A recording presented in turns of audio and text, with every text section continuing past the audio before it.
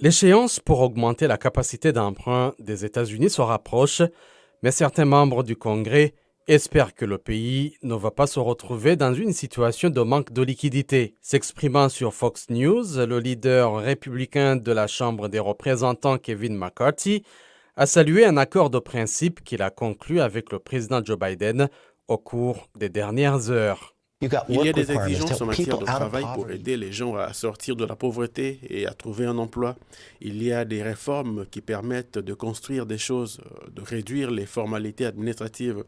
Nous avons plafonné les dépenses afin que le président ne puisse pas dépenser de manière irresponsable. En réalité, nous dépensons moins que l'année dernière. Cela ne répond peut-être pas aux besoins de tout le monde, mais c'est un pas dans la bonne direction. Malgré les critiques exprimées par certains législateurs sur les réseaux sociaux, le représentant républicain Dusty Johnson a déclaré lors de l'émission State of the Union. Il y aura des membres du Freedom Caucus qui voteront en faveur de ce projet.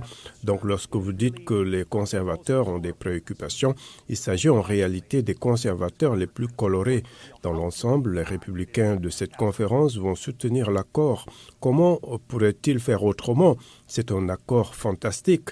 Malgré les critiques exprimées par certains législateurs sur les réseaux sociaux, le représentant républicain Dusty Johnson a déclaré lors de l'émission State of the Union de CNN qu'il avait entendu plusieurs conservateurs modérés promettre de soutenir l'accord.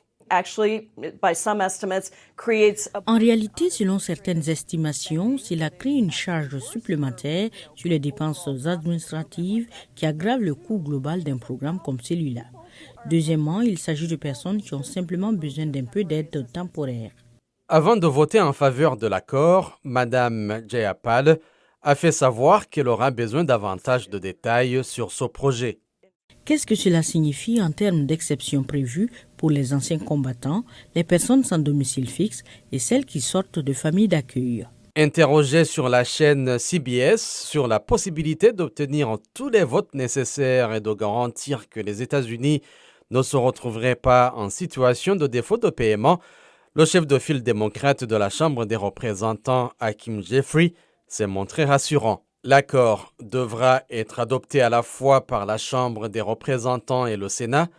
Le département du Trésor a prévenu que le plafond de la dette devait être relevé d'ici le 5 juin afin que les États-Unis puissent honorer toutes leurs obligations financières.